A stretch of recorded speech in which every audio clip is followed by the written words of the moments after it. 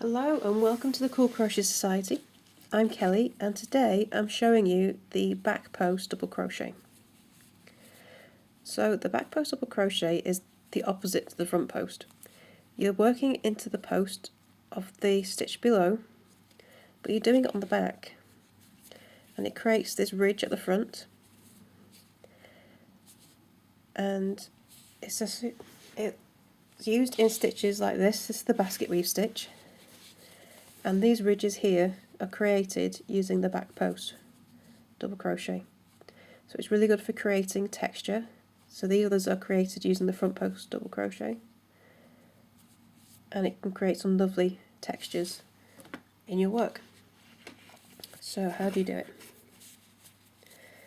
So I'm going to yarn over, and then I'm going to make this stitch into this double crochet here and below. So I'm going to go behind it, push my hook through on the right hand side, push it through to the left, so you probably end up having your work folded in half. I'm going to make sure that the yarn I'm wrapping round is at the top of the stitch.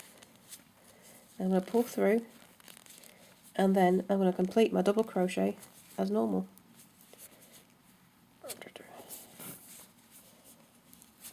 There we go. So it sits behind, creates this ridge at the front, and that is all there is to it.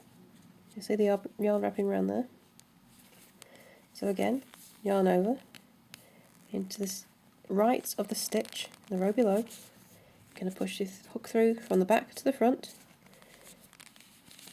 and go through onto the right. So you probably will be folding your work over. Yarn over and pull through, and then complete your double crochet as normal. And that is all there is to it. So you can see it doesn't sit very high.